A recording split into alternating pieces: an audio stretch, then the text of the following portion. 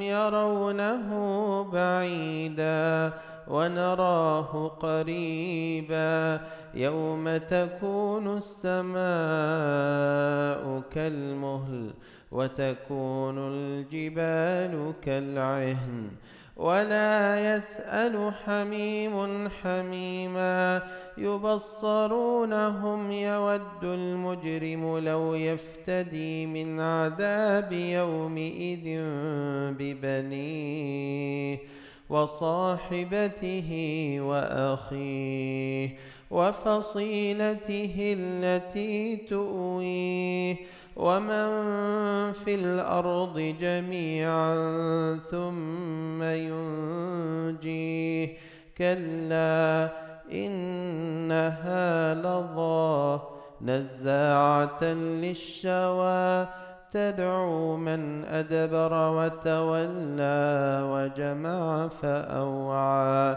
إن الإنسان خلق هلوعا إذا مسه الشر جزوعا وإذا مسه الخير منوعا إلا المصلين الذين هم على صلاتهم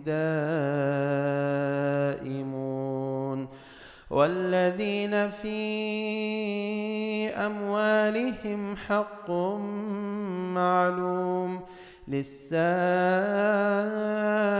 والمحروم والذين يصدقون بيوم الدين والذين هم من عذاب ربهم مشفقون إن عذاب ربهم غير مأمون والذين هم لفروجهم حافظون إلا على أزواجهم أو ما ملكت أيمانهم فإنهم غير ملومين فمن ابتغى وراء ذلك فأولئك هم العادون والذين هم لأماناتهم وعهدهم راعون والذين هم بشهاداتهم قائمون والذين هم على صلاتهم يحافظون أولئك في جنات مكرمون. الله أكبر.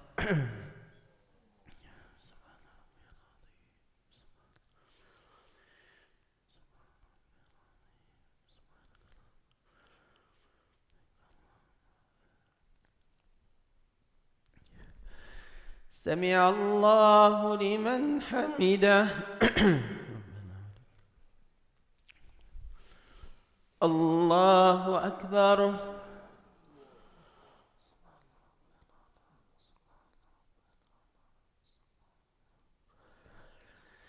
الله أكبر.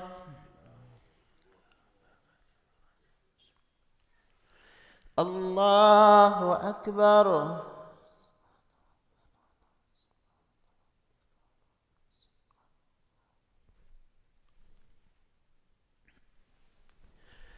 الله أكبر. الحمد لله رب العالمين الرحمن الرحيم مالك يوم الدين إياك نعبد وإياك نستعين اهدنا الصراط المستقيم صراط الذين أنعمت عليهم غير المغضوب عليهم ولا الضالين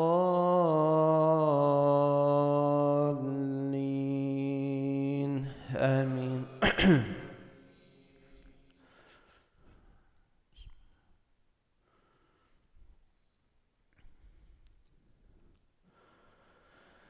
فما للذين كفروا قبلك مهطعين عن اليمين فما للذين كفروا قبلك مهطعين عن اليمين وعن الشمال عزين أيطمع كل امرئ منهم أن يدخل جنة نعيم كلا إنا خلقناهم مما يعلمون فلا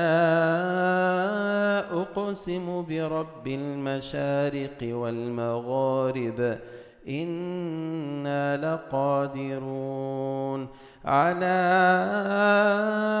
أن نبدل خيرا منهم وما نحن بمسبوقين فذرهم يخوضوا ويلعبوا حتى يلاقوا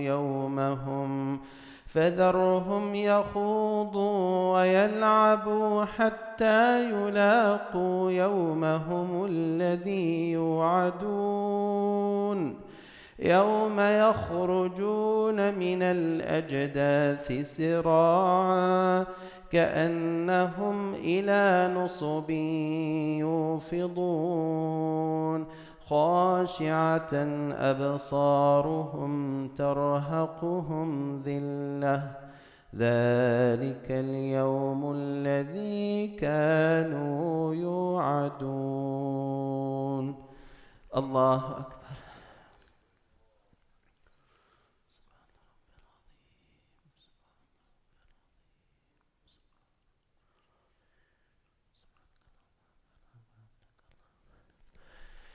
سمع الله لمن حمده.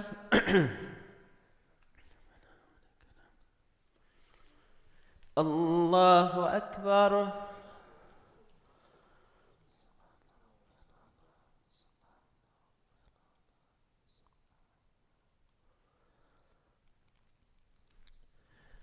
الله أكبر.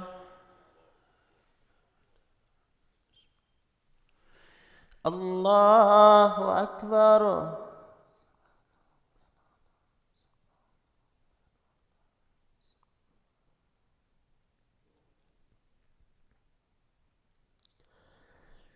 الله أكبر.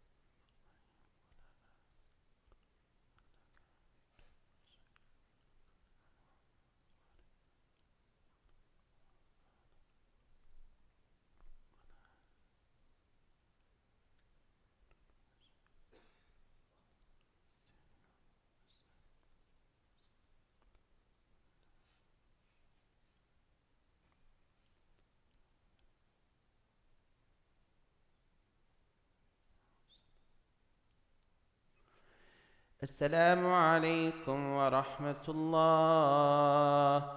السلام عليكم ورحمة الله. استغفر الله استغفر الله استغفر الله. اللهم أنت السلام ومنك السلام تباركت يا ذا الجلال والإكرام لا إله إلا الله وحده لا شريك له ذي الخير وعلى كل شيء قدير لا حول ولا قوة إلا بالله لا إله إلا الله ولا نعبد الله له النعمة وله الفضل وله الثناء الحسن لا إله إلا الله مخلصين له الدين ولو كره الكافرون. اللهم لا مانع لما أعطيت ولا معطي لما منعت ولا ينفع ذا الجد منك الجد. السلام عليكم ورحمة الله وبركاته. May Allah subhanahu wa ta'ala make our day better than anyone before. May Allah subhanahu wa ta'ala accept from all of us. Inshallah today, right after the adhkar, the topic is the assassination of Umar ibn Khattab radiallahu anhu. will talk about those moments, the last moments of his life, radiallahu anhu arda. Very insightful and very informative, inshallah. Jazakumullah khair. Stay with us.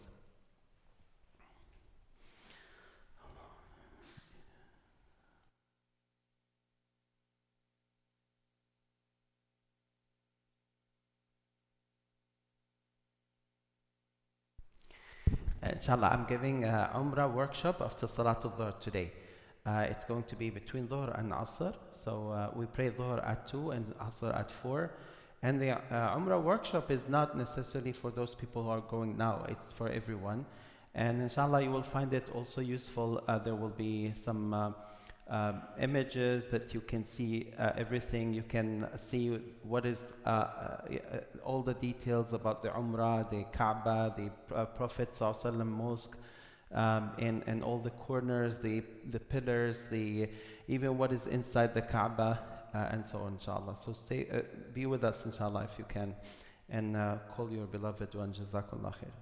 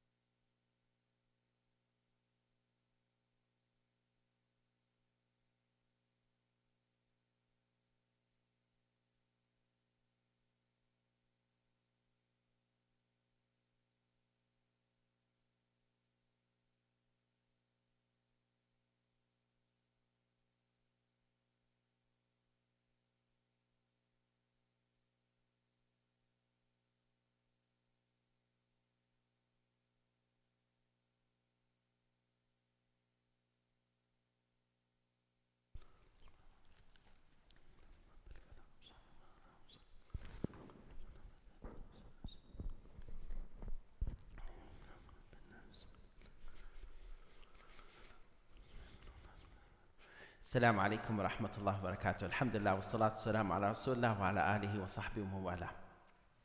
يا رب اجعل اجتماعنا هذا اجتماعا مرحوما. اللهم اجعل تفرقنا من بعده تفرقا معصوما. اللهم لا تجعل فينا ولا بيننا ولا منا شقيا ولا محروما برحمتك يا أرحم الراحمين. اللهم علمنا ما ينفعنا وانفعنا بما علمتنا وزدنا علما. One of the ahadith in Sahih al-Bukhari, Hudayfa ibn al-Yaman radiallahu anhu said that Umar ibn al-Khattab has asked him towards the last time of his life. He said, well, he did ask the companions, and Hudayfa was there. He said, أَيُّكُمْ يَذْكُرُ حَدِيثَ الْفِتْنَةِ Who among you remembers the statement that he ﷺ said about the trial or tribulation that is coming? Hudayfa ibn al-Yaman radiallahu anhu said, أنا. He said, I do. Umar radiallahu anhu then said, and he was the Amir al-Mu'mineen. He said, you are bold, meaning you're so brave to tell us about this, because Umar al-Khattab, it seems he heard it, or he heard part of it from Rasulullah sallallahu alaihi wasallam, but not the whole thing. So Hudayfa ibn Yaman radiallahu anhu said, فِتْنَةُ الرَّجُلِ فِي مَالِهِ وَوَلَدِهِ وَجَارِهِ تُكَفِّرُهَا الصَّلَاةُ وَالصَّدَقَةُ وَالْأَمْرُ بِالْمَعْرُوفِ وَالنَّهْيِ عَنِ الْمُنكَرِ. He said the trials that a person may endure in their life because of their wealth, because of their children, because of their neighbors, whatever it is, what covers it or what forgives it is the salah, sadaqah, enjoining good, forbidding evil. So those things expiate the fitna or the sayyah. Umar ibn Khattab then said, I'm not asking you about this. I'm asking you about the tribulation that surges like an ocean wave.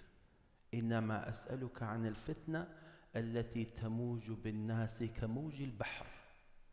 I'm asking you about the tribulation that is coming up, that Rasulullah ﷺ said about or talked about, that will surge as an ocean waves on people. Then Hudayfa ibn Yaman radiallahu anhu said, مَا لَكَ وَلَهَا يَا أَمِيرَ الْمُؤْمِنِينَ, that you don't need to worry about this. This is not on your time. إِنَّ بَيْنَكَ وَبَيْنَهَا بَابٌ مُغْلَقٌ, that verily between you and this tribulation to happen, there is a closed door. And then Umar radiallahu anhu asked, أَيُفْتَحُ هَذَا الْبَابِ أَمْ يُكْسَرُ, is this door going to be opened or it will be broken? And Hudayfa radiallahu anhu said, بَلْ يُكْسَرْ يَا أَمِيرَ الْمُؤْمِنِينَ, it will be broken, O Amir, the commander of believers. Umar radiallahu anhu took it very heavily on him.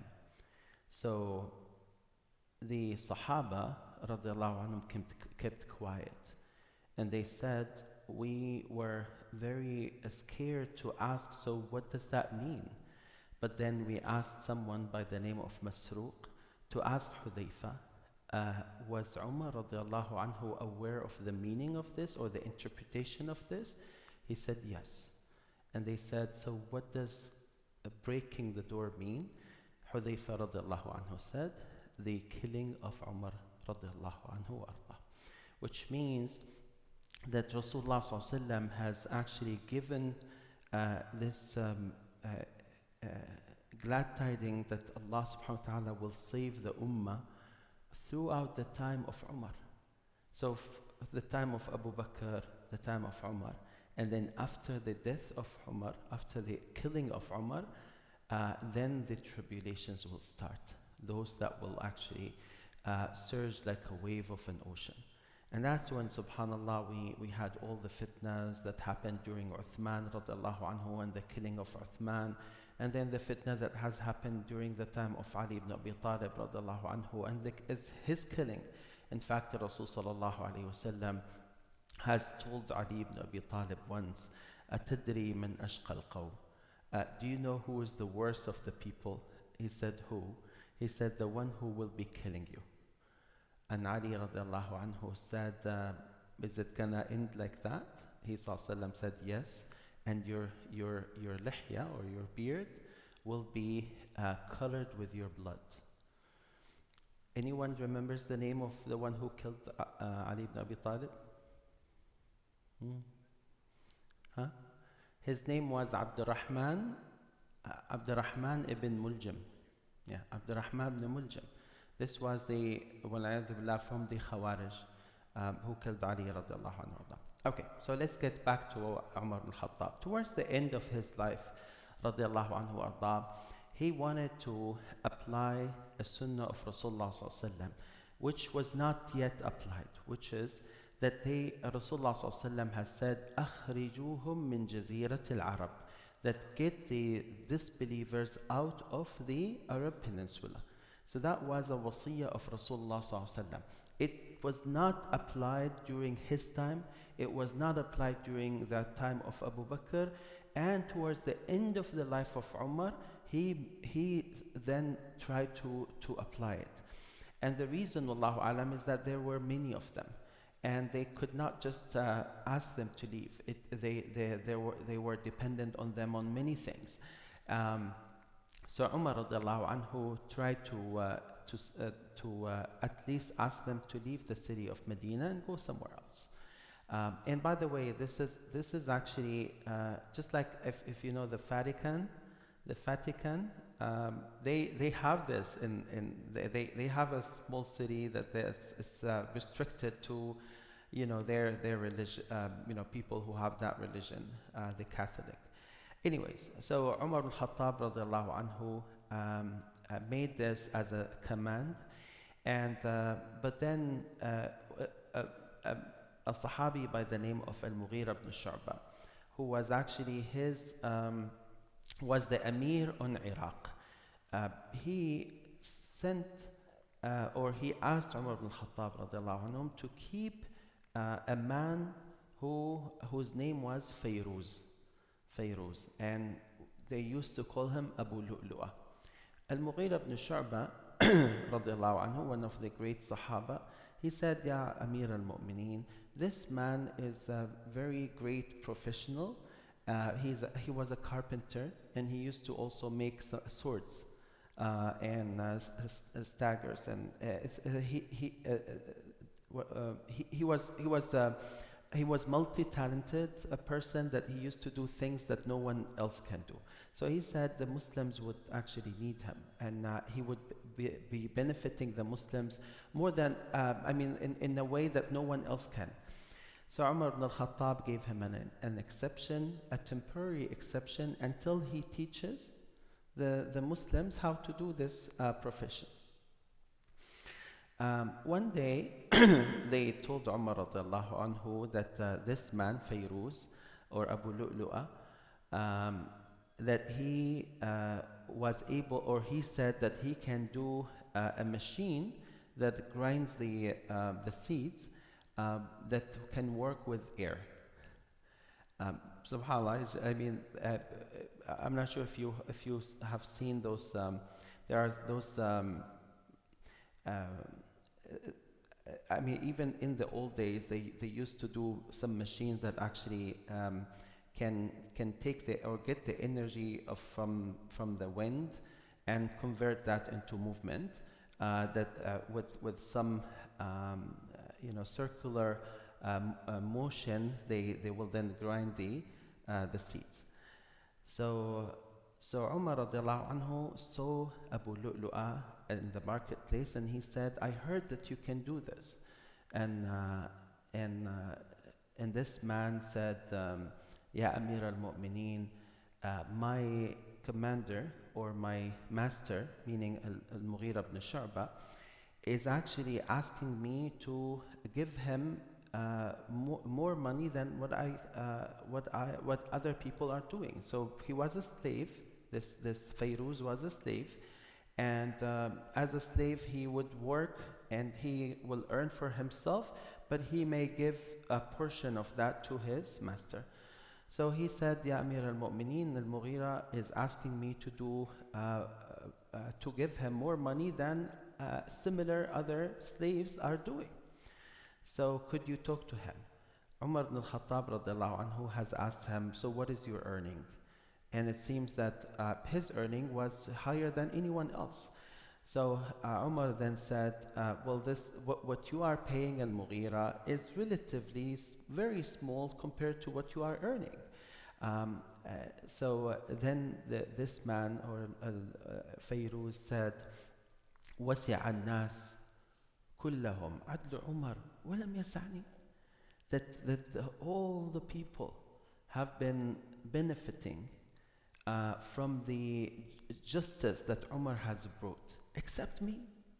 Like, how come he was not, he did not react to it? And subhanAllah, Umar radiallahu anhu told some people that he wanted to send a command to Al-Walid ibn Al-Mughira ibn Shu'bah to ask him to reduce the amount of money that he was collecting from this man. So he wanted to just make it easy on both sides. But Fayruz did not know that. And wallahu alam, he himself, Fayruz or Abu Lu'lu'a, was planning or plotting to do something harmful to Umar. So Umar radiallahu anhu, when he asked him about this machine that he does, he said, are you able to make one for us? Because you said you can make it that it would work with the wind. Then Fayruz said, I will make you one that all Arabs can hear about. And Umar ibn al-Khattab, with his with the light that Allah subhanahu wa ta'ala has given him in his heart, he said, "Tawa'adani al-ilju." That this man, ilj means a person who is a slave from Africa. In their time they used to call them ilj, uluj. So he said that this person is threatening me. This person is threatening me. The Sahaba radiallahu anhum did not pay that much of attention, but one of them said, why don't we then take him in custody or do something about him? He said, ما كان لأمير المؤمنين أن يحكم بظنه. That the commander of the believers cannot judge people out of his gesture. There need to be some facts. The Amir al-Mu'mineen cannot just make a punishment out of nothing. So he left him. Umar ibn al-Khattab radiallahu anhu was working day and night in the speed of light to do everything possible to ensure that the Islamic State at that time would be in the highest place and in the highest in the highest position compared to as he was sending the armies left and right to everywhere. So he wanted to establish stability within the city and outside the city.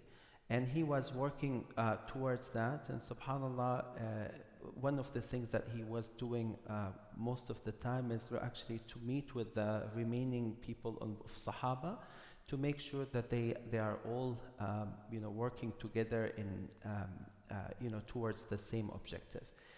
Umar ibn al-Khattab on one day went to lead the prayer. And by the way, we need to understand this is like a sunnah of Rasulullah sallallahu alaihi wasallam. During his time sallallahu alaihi wasallam, he used to be the one who leads the prayer. And then during Abu Bakr, who was leading the prayer? Abu Bakr as-Siddiq. During the time of Umar, who led the prayer? Umar ibn al-Khattab. So, but we know that in the time of Abu Bakr, the one who memorized the Quran the most was whom? Was not Abu Bakr. Who was he? Anyone knows? Who was the most knowledgeable person on Quran? From all Sahaba. Who was he? Zayd was one of them, but the most knowledgeable person of all the Sahaba was Abdullah ibn Mas'ud. There's no doubt about this. Abdullah ibn Mas'ud has said, Wallahi, there's not a single ayah in the Quran except that I know at which time it was revealed, with the context about it, and how he ﷺ said it. So he was the most knowledgeable Sahabi on the whole entire Quran. Now people think, unfortunately, these days, that it is enough to be a hafiz to lead the prayer. That's not true. That's not true. The one who leads the prayer has to be a hafiz, But this is just one little thing. There are so many other things in addition to be a hafiz. So Umar ibn Khattab used to lead the prayer. Although there was Abdullah ibn Mas'ud, there was Abu Hurairah who memorized most of the ahadith, and there was Abdullah ibn Abbas, and there were all those great people, great Sahaba who were more knowledgeable than Umar ibn Khattab himself. But anyway, so he came to lead Salat al-Fajr, the Fajr prayer. Some narration said that he was reciting from Surah Yusuf. And he, radiallahu anhu arda, was very passionate about this surah in particular, and he used to cry. Most of the time he recites this surah in particular. So while he was leading the prayer, the one who was next to him, like behind him, was Al-Abbas, the uncle of Rasulullah sallallahu alaihi wasallam. And this actually tells us, subhanAllah, that Rasul sallallahu alaihi wasallam said in authentic hadith, لِيَلِنِي مِنْكُمْ أُولُو الْأَحْلَامِ وَالنُّهَى. Let the people with the highest level of intellect and highest level of wisdom be the ones who would pray behind me. And that is why we always tell people, at least the couple of people who would stand behind the imam should be the ones who are with the highest knowledge, the highest level of intellect, the highest level of wisdom, and also the highest level of practicing Islam. Anyways, of course, those are the ones who will correct the imam if he goes with mistake. If the imam had to leave the prayer, one of them can step up and so on. So Umar radiallahu anhu was leading the prayer, and Abbas was just behind him. And then when he radiallahu anhu went for sujood after the first rak'ah, a man came from the back, and he was crossing the lines, and this was Fayruz or Abu Lu'lu'a, and he had a dagger that has two heads, and he poisoned them for an entire month prior to the incident. So he was hiding it in his cloak, and when he was able to reach to Umar radiallahu anhu, Umar was in the second sajda in the first rak'ah. So he did his sujood, and then he sit up, and then he made his second sajda. While he was doing his second sajda, he stabbed him from the back and from the sides and from his stomach. They said that he stabbed him at least 6 times, and one of them was in his stomach, and some on the sides, and the rest were on his back. Umar radiallahu anhu yelled, and the Sahaba, and we need to understand this, because subhanAllah, all those moments were like maybe short in time, but they are fully loaded of meanings. So Umar radiallahu anhu at that point in time, he yelled, and the Al-Abbas and a few other Sahaba wanted to nurse him, but Umar pulled Abdurrahman ibn Auf, who was also praying next to Al-Abbas. He pulled him to lead the prayer. And you can imagine, like if something like this happens in a masjid of Muslims these days, then the whole entire masjid will be chaos, right? Everyone is like yelling, what's going on? And they will leave their salah. But that didn't happen there. The Sahaba al-Kiram radiallahu anhum continued in their prayer.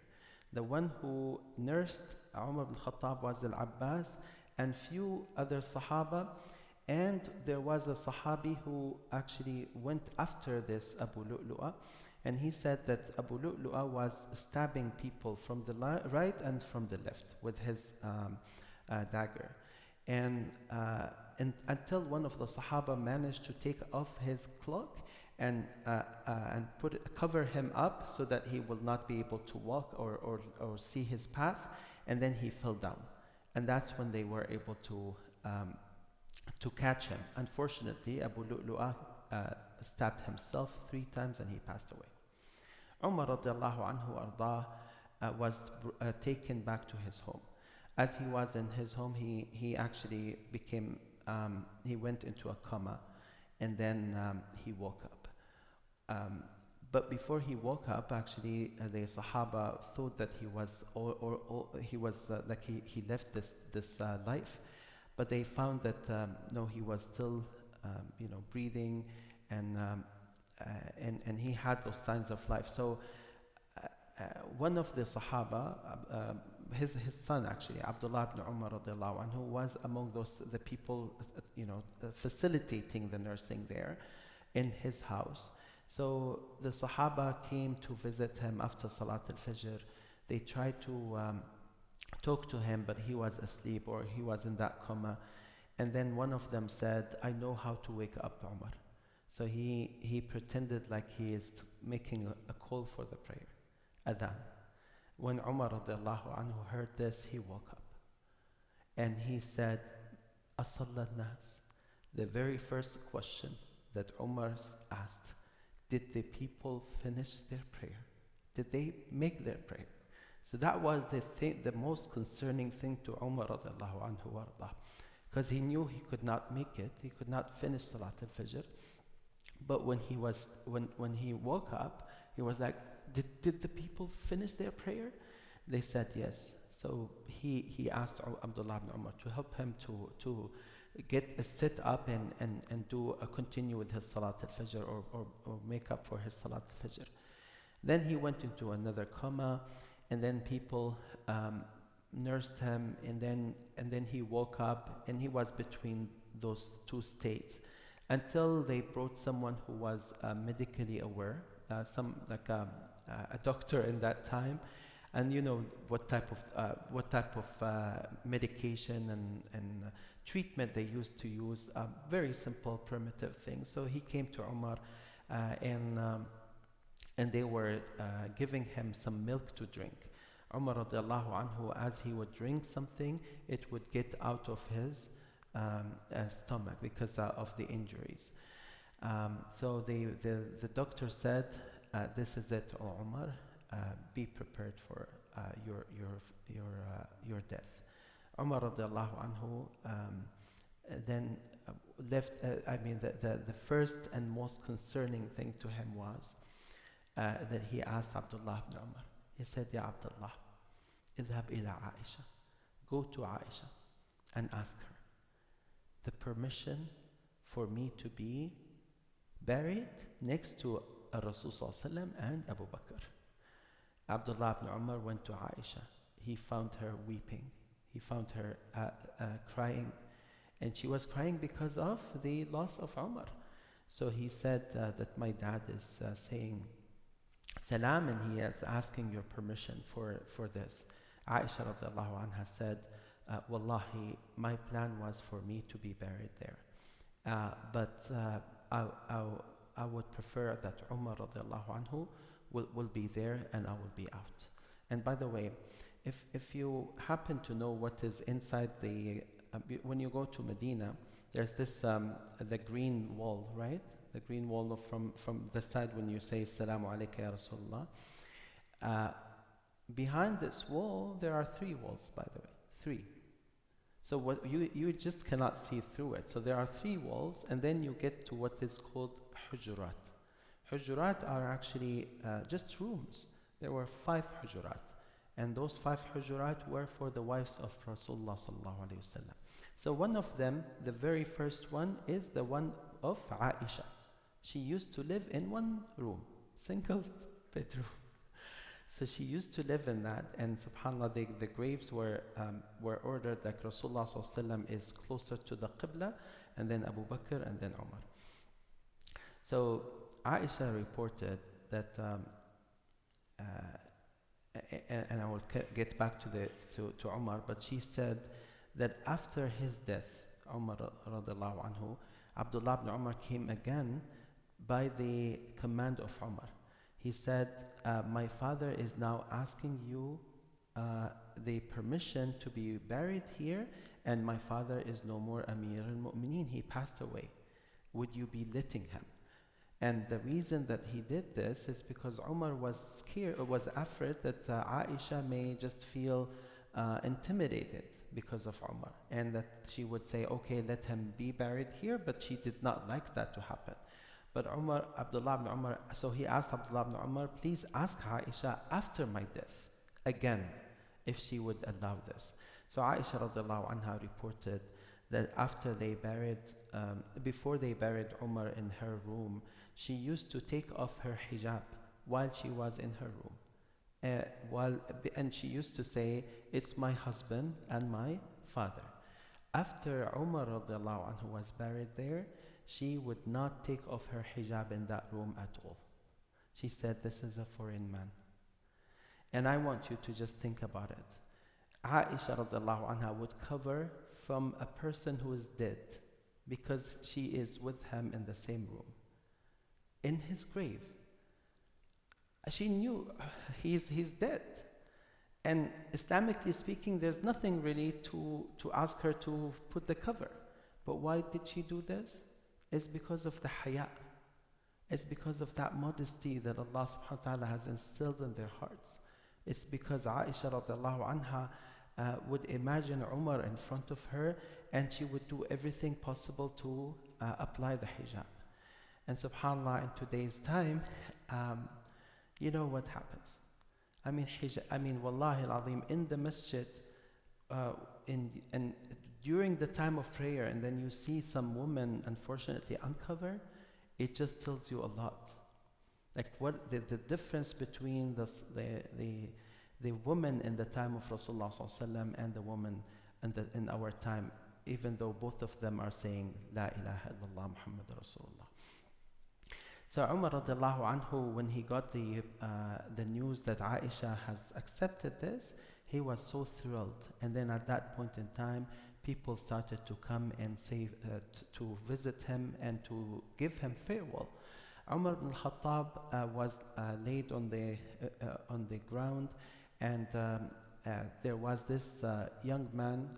There were groups after groups actually coming and visiting Umar. So there was this one young Sahabi who came to Umar radiallahu anhu, and he said, Ya Amir al-Mu'mineen, don't despair. Rasulullah has given you the glad tidings of Jannah. Rasulullah talked about you this hadith on the mountain of Uhud. You did this for the Muslims. So Umar radiallahu anhu then started to cry, and he said, Wayla Umar, in lam yaghfir lahu rabbah. That woe to Umar if Allah does not forgive Umar.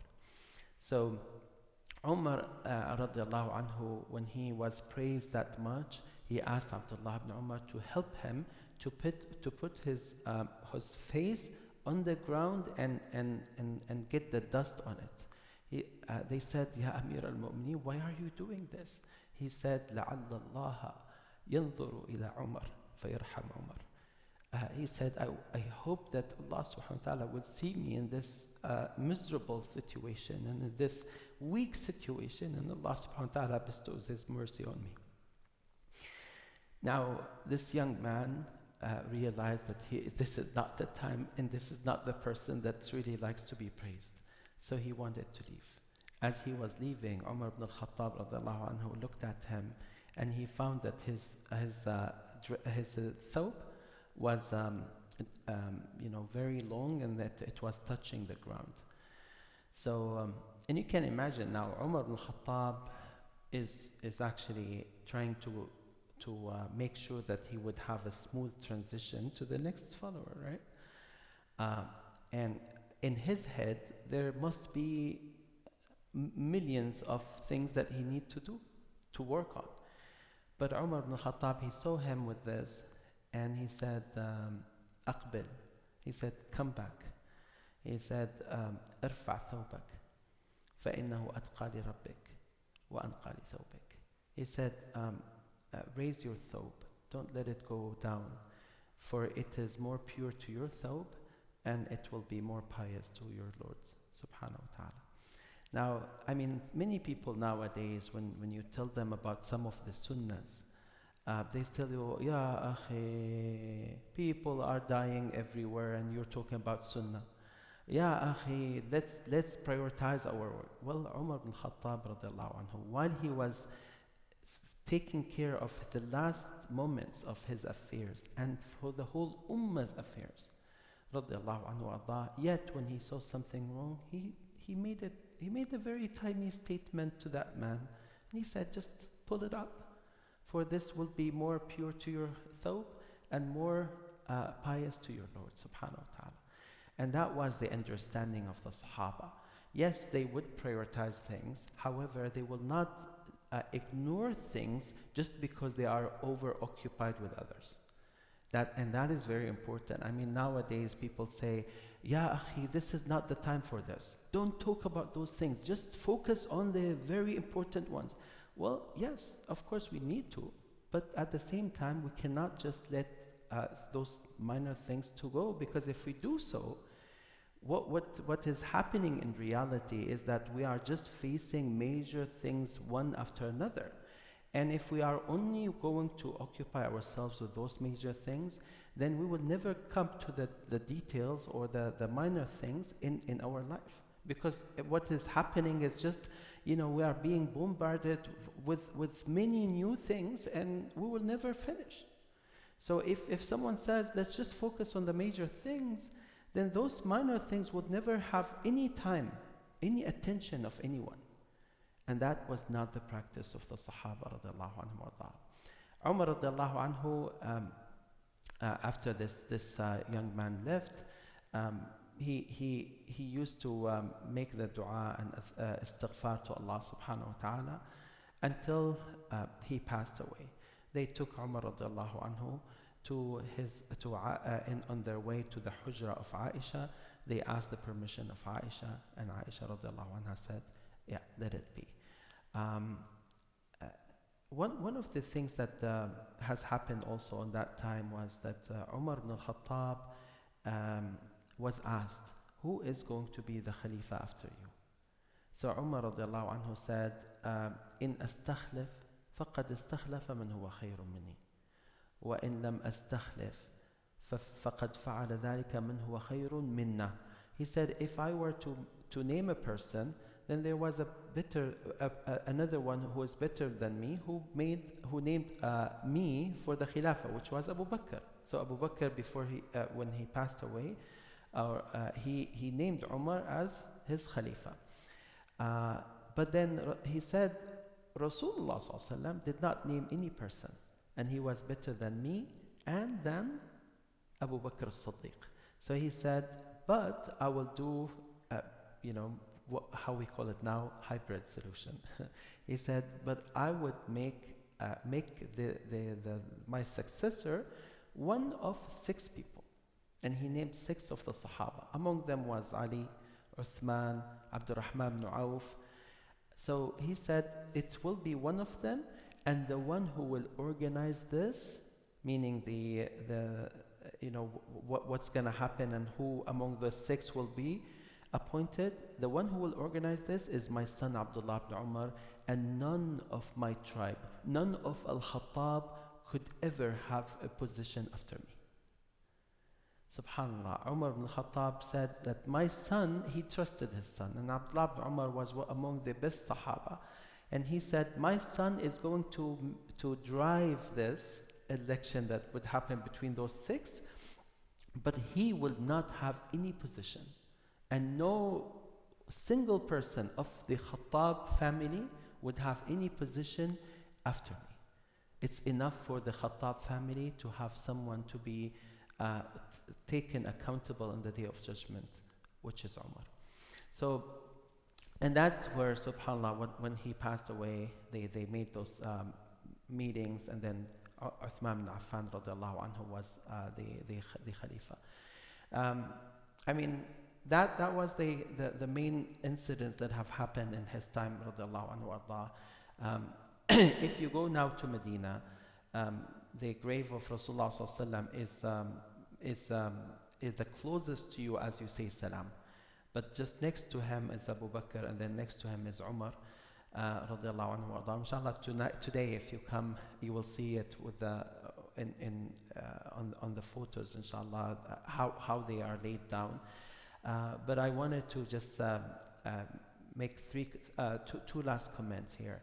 One is that Umar radiallahu anhu, despite the fact that I think all of the ulama have agreed that there wasn't any person who actually contributed to this Islam more than him. No one. Even in the time, well, Abu Bakr radiallahu anhu was better than Umar, of course, but Abu Bakr only lived 2 years after Rasulullah sallallahu alaihi wasallam. Umar lived 13 years after Rasulullah sallallahu alaihi wasallam. So he got the chance to work on the Ummah and the Islamic State at that time more than anyone else. And that is why they said after he passed away, and he used to walk between the streets of Medina and during the dark night in order to see if anyone is in need. And Umar ibn Khattab had this incident, a very well-known incident, where he was walking in the dark night and then he heard a woman screaming. So when he approached that house, and it was distant from the center of the city. So when he reached that house, he realized that there was a woman who is delivering. She was pregnant in her last moment, and she was delivering. So there were some few women and some kids. So Umar ibn al-Khattab radiallahu anhu wanted to help. So he brought some food and brought some some female from his house to help with this. And then when everything was settled, when everything was good, and before Adhan al-Fajr, this lady said, Wallahi, لقد كنت أحق بهذا العمل من أمير المؤمنين. She said, Wallahi, you are better than Amir al-Mu'mineen. He said, ويحك كيف يعلم أمير المؤمنين بك. He said, woe to you, how would Amir al-Mu'mineen know about you? You are very far from the city of Medina.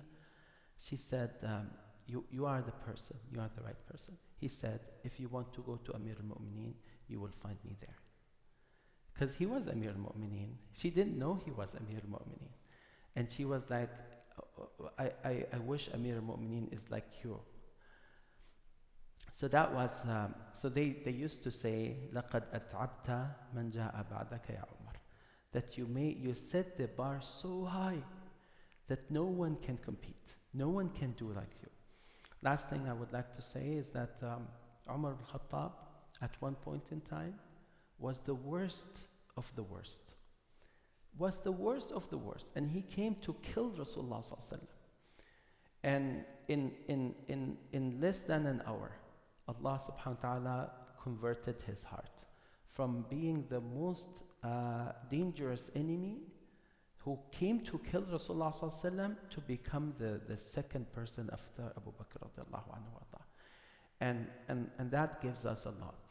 Because when we see a person who is doing all the malicious and bad things, yes, we need to always be strong to defeat them, but you'd never know.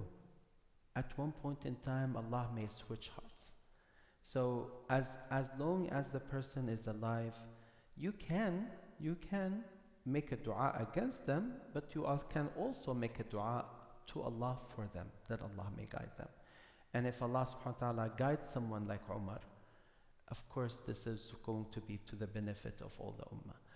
So with that said, inshallah, I hope I give enough attention to that time of Umar radiallahu anhu arda. I think we have 2 more minutes. If you have any questions, inshallah, we can conclude with these. Yeah.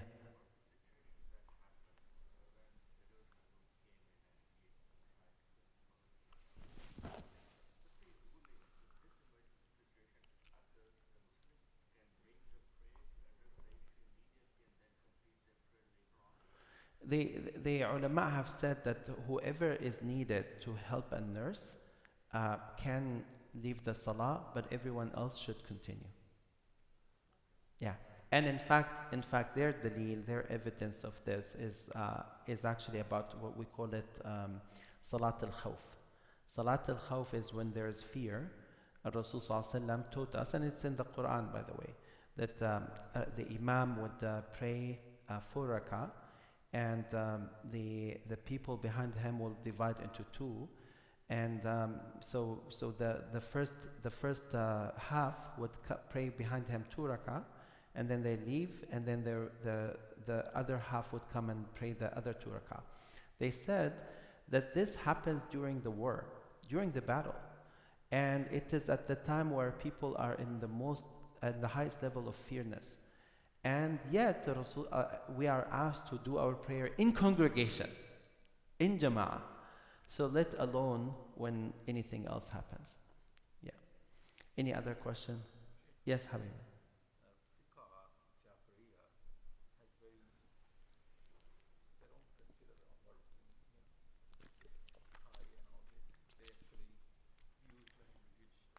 Yeah.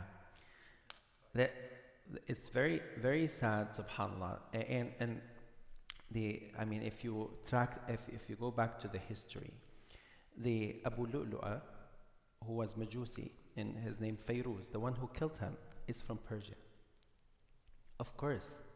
And the Persia as a whole, as a country, came into Islam at the time of Umar. So the one who conquered Persia was Umar. So they have a very, very bad feeling against him. Of course. And by the way, just for your information, you can search it on the net. Just look for the grave of Abu Lu'lu al-Majusi. It's actually, they have a big shrine for it. They go and visit it like Mecca. It's in Iran. Until now. Because he was the one who killed Umar. So there is this ill feeling, wal'ayadu billah, after the Battle of Qadisiyah, which has happened during the time of Umar radiallahu anhu, when Kisra, the king of them, was defeated.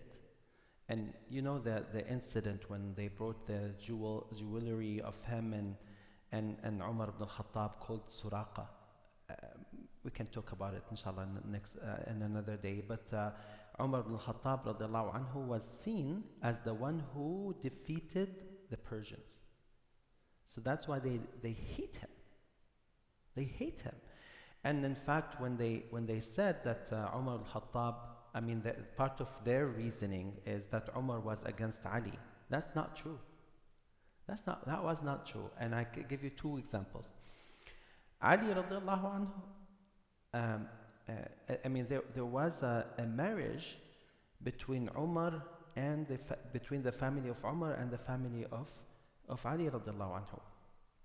And Ali was so strong, one of the strongest Sahaba. Actually, they used to say the strongest and most brave Sahabi was Ali. But there was no one more brave than him than Rasulullah sallallahu alaihi wasallam, except Rasulullah sallallahu alaihi wasallam.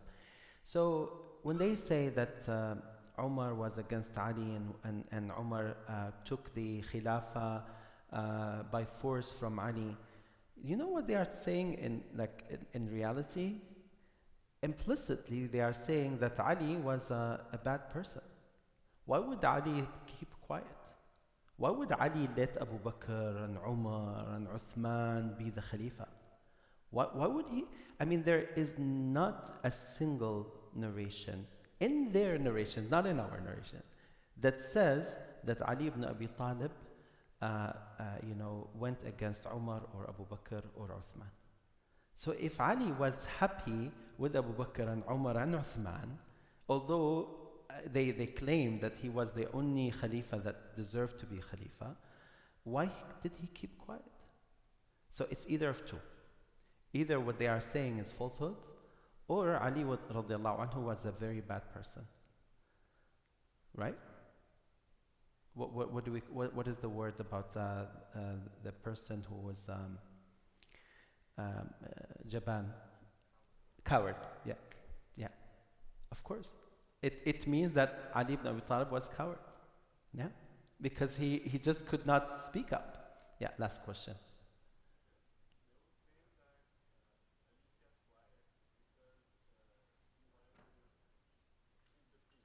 He wanted to what? Why can't they be quiet? If Ali was quiet to get peace, why are they not keeping quiet? Very easy. I mean, well, a'yadhu billah, their celebrations, they put the name of Umar on the ground and then they go on top of it. They do that. I saw them. I saw them with my eyes. I went to India and subhanAllah, I asked the cab driver to take me to Salat al-Fajr to a masjid. So the cab driver was Hindu. So he took me to a Shia masjid. And I was not aware of this, and he did not know the difference. So when I went there, it was Ashura. Wallahi, what I saw, a'udhu billah, it's total kufr. Like the way that they were, on one hand, they were, going out of their way to, praise Ali and Al-Hussein, of course, Al-Hussein in particular. But on the other hand, they were, wal-'iyadhu billah, just cursing Umar and Abu Bakr. And the things that they do, a'udhu billah, is just not fitting any human or any intellect. So if they claim that Ali ibn Abi Talib kept quiet to maintain peace, why aren't they doing the same? Very simple. Yeah. Jazakumullah khair.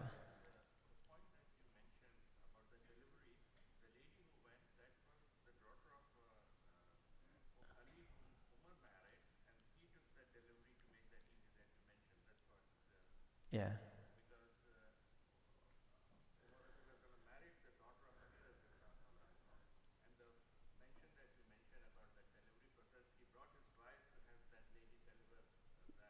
Yeah. Eh, I- Yeah, I need to review that, inshallah. Inshallah.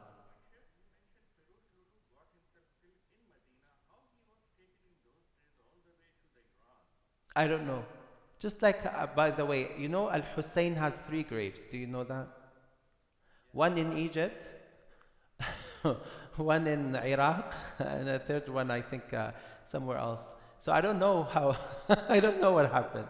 They probably, wallahu alam, if we want to take it seriously, probably what they say that they took some like traces of him and they placed it there. Because they said the one in Egypt of Al-Hussein is part of his body and the one in Iraq is the other part. Maybe Dr. Amursi, you know that. What is the grave of Al-Hussein in Egypt? What does it have? The head, yeah. That's their claim, Allah.